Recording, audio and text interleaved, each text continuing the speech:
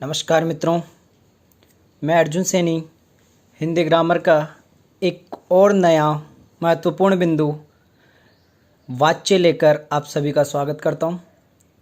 सभी वाच्य का वीडियो ध्यानपूर्वक समझें। सबसे पहले हम वाच्य का मतलब समझते हैं। वाच्य किसे कहते हैं, क्या होता है। वाच्य हमारे 10वीं क्लास, 12वीं क्लास एवं सभी गवर्नमेंट एग्ज़ाम्स के लिए बहुत ही महत्वपूर्ण है, तो ध्यान से समझें। वाच्य का हिंदी मीन होता है वाणी और अंग्रेजी में इसको कहते हैं वॉइस। और वाच्य का जो अर्थ होता है उसका मतलब होता है कहना। किसी बात को कहना ही क्या कहलाता है, वाच्य कहलाता है। अब देखो वाच्य की परिभाषा देखते हैं। सबसे पहले, क्रिया का वह रूप जिससे यह पता चले कि वाक्य में किसकी प्रधानता है, कर्ता की प्रधानता है, कर्म की प्रधानता है या भाव की प्रधानता है। कहने का मतलब यह है कि वाक्य में जिसकी भी प्रधानता होती है वाक्य उसी तरह से वाच्य बन जाता है। और जैसे ये वाक्य हैं इनको 3 प्रकारों में बांटा गया है।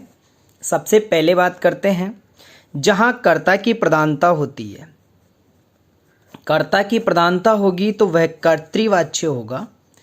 कर्म की प्रधानता होगी तो वहाँ पर कर्मवाच्य होगा। भाव की प्रधानता होगी तो वहाँ पर भाववाच्य होगा। अर्थात क्रिया का वह रूप जिसमें ये पता चले कि वाक्य में किसकी प्रधानता है, उसी हिसाब से वह वाच्य बन जाता है। अगर कर्ता की प्रधानता होगी तो कर्तृवाच्य, कर्म की प्रधानता होगी तो कर्मवाच्य और भाव की प्रधानता होगी तो भाववाच्य। अब हम देखते हैं कि वाच्य 3 प्रकार के होते हैं। सबसे महत्वपूर्ण और प्रथम जो वाच्य का प्रकार है वह होता है कर्तृवाच्य। ध्यान से समझें, एक बार समझ में आने के बाद दोबारा आपको आवश्यकता नहीं पड़ेगी वाच्य पढ़ने की। देखो, सबसे महत्वपूर्ण अगर कर्तृवाच्य की पहचान करनी है हमें तो सबसे पहली बात होती है कि उसमें कर्ता की प्रधानता होनी आवश्यक है। अगर कर्ता की प्रधानता है तो वह कर्तृवाच्य होगा। दूसरी बात, वाक्य में जो क्रिया का प्रयोग होता है वह कर्ता के अनुसार होता है। पहले आप परिभाषा देखें, उसके बाद मैं उदाहरण से समझाता हूं आपको कि किस तरह से कौन सी चीज आती है। क्रिया का जो प्रयोग होता है वह कर्ता के अनुसार होता है। कर्तृवाच्य में हमेशा ध्यान रखें जो क्रिया होती है वह सकर्मक या अकर्मक ही होगी। सकर्मक या अकर्मक, मैं छोटी सी बात पहले बता दूं। सकर्मक क्रिया वह होती है जिसमें कर्म की प्रधानता होती है। अकर्मक क्रिया वह होती है जिसमें कर्म नहीं होता है। अर्थात जहाँ स मतलब साथ, जहाँ कर्म उपस्थित होगा सकर्मक क्रिया, जहाँ कर्म नहीं होगा, ए का मतलब होता है नहीं, जहाँ कर्म नहीं होगा वहाँ अकर्मक क्रिया। ये तीनों चीज़ हमें याद रखनी है। अब इसको कर्तृवाच्य को पढ़ने से पहले हम 3 नियम देखते हैं सीधा सीधा सा। पहला नियम, सबसे महत्वपूर्ण, वाक्य में कर्ता होगा। कर्ता के साथ अगर ने है और उसके बाद सकर्मक क्रिया है, कर्ता के बाद ने और सकर्मक क्रिया है तो क्रिया का और प्लस क्रिया का जो परिवर्तन है वह कर्ता के अनुसार ही होगा। उदाहरण देखते हैं हम। भारत ने उपग्रह छोड़ा। सबसे पहले कर्ता है यहाँ पे भारत, भारत के साथ क्या जुड़ा हुआ है, ने। ओके, सकर्मक क्रिया की पहचान कैसे करेंगे, क्या करके क्रिया से प्रश्न करना है, क्या छोड़ा, आंसर आ रहा है उपग्रह छोड़ा। तो कहने का मतलब ये सकर्मक क्रिया है। यहाँ पे जो कर्म है वह क्या है, उपग्रह है। अब देखो यहाँ पर है क्रिया का जो परिवर्तन है कर्ता के अनुसार, अर्थात जिस लिंग वचन में क्रिया होगी कर्ता होगा उसी तरह से क्रिया भी हो जाएगी। भारत पुल्लिंग है तो भारत पुल्लिंग है तो यहाँ पर छोड़ना भी पुल्लिंग है। अगर यहाँ पर छोड़ी आ जाता है तो ये वाक्य गलत हो जाता है। कहने का मतलब होता है कि जो क्रिया का जो परिवर्तन है वह किसके अनुसार होगा, कर्ता अनुसार होगा। और यहाँ पर कर्ता भारत है, भारत ने उपग्रह छोड़ा। समझ में आया।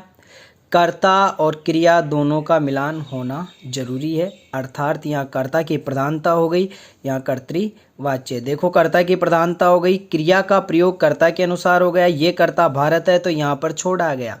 यहाँ पे मान लो भारतीय होता तो यहाँ पे छोड़ी आता, तब माना जाता है। तो ये वाक्य तो गलत हो गया, भारतीय और छोड़ी।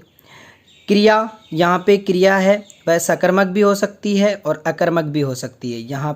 यहाँ पे कौन सी क्रिया है? सकर्मक क्रिया है। अगली बात करते हैं हम, अगले उदाहरण से समझने की कोशिश करते हैं।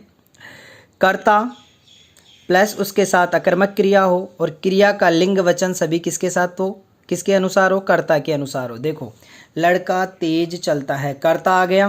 कर्ता कौन है? लड़का है। अकर्मक क्रिया चलना अपने आप में अकर्मक क्रिया है। चलना अपने आप में ही अकर्मक क्रिया होती है। अर्थात अब ध्यान दें आप, चलना अपने आप में अकर्मक क्रिया हो गई।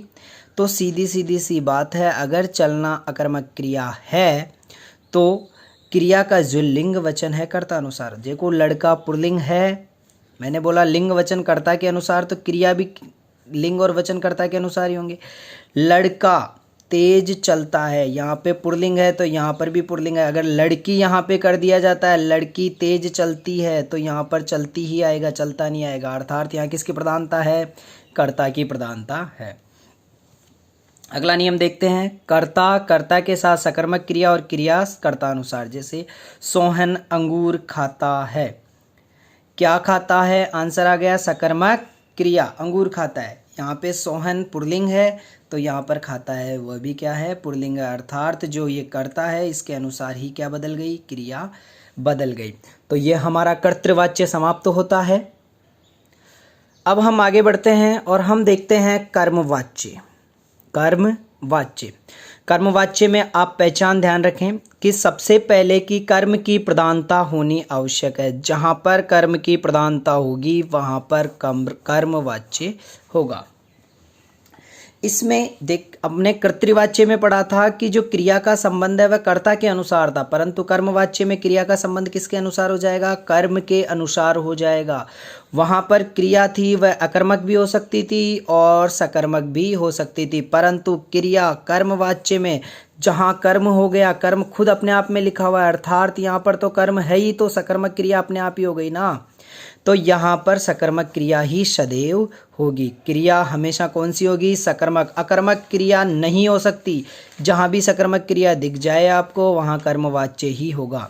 अब इसकी पहचान क्या है? कर्ता है, कर्ता के साथ हमेशा के द्वारा आएगा, ये नोट कर लें आप। कर्ता के साथ अगर के द्वारा है और प्लस सकर्मक क्रिया ही आएगी, ये आपको पता है। प्लस सकर्मक क्रिया हो और क्रिया किसके अनुसार हो? कर्मानुसार, तो वहाँ पर कर्मवाच्य हो जाता है। देखते हैं, एक मैं उदाहरण लिख रहा हूँ, पहले कर्तृवाच्य का उदाहरण है, ध्यान दें। एक लड़का पुस्तक पढ़ता है, यहाँ पर कर्ता क्या है? पुल्लिंग है और यहाँ पर क्रिया भी क्या है? पुल्लिंग है। कहने का मतलब जो क्रिया है किसके अनुसार बदली है? किसके अनुसार बदली है? कर्ता के अनुसार। तो क्रिया कर्ता के अनुसार बदल गई, तो ये कर्तृवाच्य हो गया। अब इसको देखो आप कर्मवाच्य में कैसे बदलते हो। ये कर्मवाच्य का उदाहरण है, ध्यान रखें, ये कर्मवाच्य का उदाहरण है। लड़के को हमने बना दिया लड़के, लड़का को क्या बना दिया? लड़के। और कर्ता के साथ हमें क्या जोड़ना है? के द्वारा, तो लड़के के द्वारा। यहाँ तक ठीक है।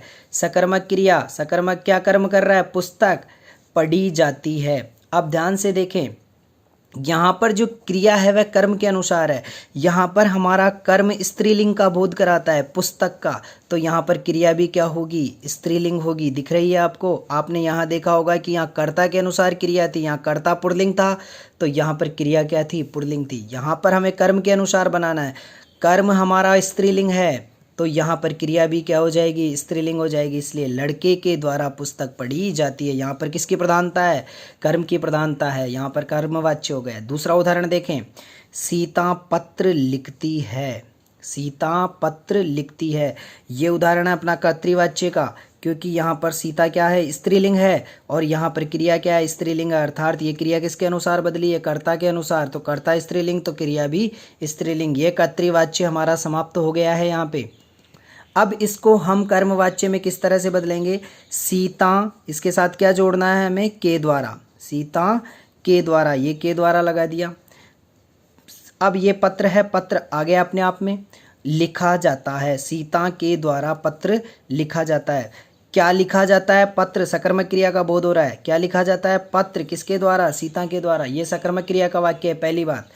अब हम देखते हैं यहाँ पे, क्योंकि हमने यहाँ पर देखा कि जो क्रिया है वह किसके अनुसार बदल रही है? कर्ता के अनुसार। कर्ता स्त्रीलिंग, तो क्रिया भी स्त्रीलिंग। अब यहाँ पे देखो, यहाँ पे कर्म के अनुसार बदलना अपने को क्रिया, तो यहाँ पर ये क्या है पुल्लिंग, तो क्रिया भी क्या हो गई पुल्लिंग, हुई कि नहीं हुई। परंतु यहाँ पे सीता के अनुसार क्रिया नहीं आएगी, सीता के द्वारा पत्र लिखी जाती है नहीं आएगा, पत्र लिखा जाता है, यहाँ पे कर्ता के कर्म के अनुसार क्रिया बदलेगी, तो अर्थात ये कर्मवाच्य हो गया है। यहाँ तक लगभग आपको सभी को समझ में आ गया होगा। अगला प्रकार देखें, भाववाच्य, जिसमें भाव की प्रधानता होती है वहाँ भाववाच्य होता है। ध्यान रखें कि यहाँ नकारात्मक भाव होता है, नकारात्मक भाव का प्रयोग किया जाता है, नकारात्मकता का भाव जहाँ होगा अधिकांशतः भाववाच्य होता है। तो यहाँ पर पहले हमने कर्तृवाच्य में पढ़ा था कर्ता के अनुसार क्रिया बदल रही थी, कर्मवाच्य में पढ़ा कर्म के अनुसार क्रिया बदल रही थी, परंतु यहाँ पर ध्यान दें कर्ता कर्म की जगह सिर्फ क्रिया के अर्थ की प्रधानता होती है, अर्थात यहाँ पे कर्ता और कर्म का कोई लेना देना नहीं है। यहाँ पे जो क्रिया है वह क्रिया के अर्थ की प्रधानता होती है। यहाँ पर क्रिया सदैव, ये नोट कर लें, क्रिया सदैव एक वचन पुल्लिंग में ही होगी, हमेशा जो भी क्रिया होगी वह सदैव एक वचन पुल्लिंग में ही होगी। दूसरी बात, क्रिया सदैव अकर्मक होती है, कर्मवाच्य में क्रिया सदैव सकर्मक थी, जबकि भाववाच्य में सदैव अकर्मक होगी। कर्तृवाच्य में हमने बताया था कि सकर्मक और अकर्मक दोनों हो सकती है। इसका नियम देखें, जो नियम है वह देखें, कर्ता के साथ या तो के द्वारा या से द्वारा आएगा, उसके बाद अकर्मक क्रिया, क्योंकि भाववाच्य में हमेशा अकर्मक क्रिया होगी तो अकर्मक क्रिया आएगी, और क्रिया सदैव पुल्लिंग और एक वचन में ही होगी कि ये रहा, क्रिया सदैव एक वचन पुल्लिंग में ही होगी। देखो कर्तृवाच्य का वाक्य देखते हैं पहले, लड़का तेज चलता है। देखो यहाँ पर जो क्रिया है पुल्लिंग में किसके अनुसार बदली, कर्ता के अनुसार, तो ये कर्तृवाच्य हुआ।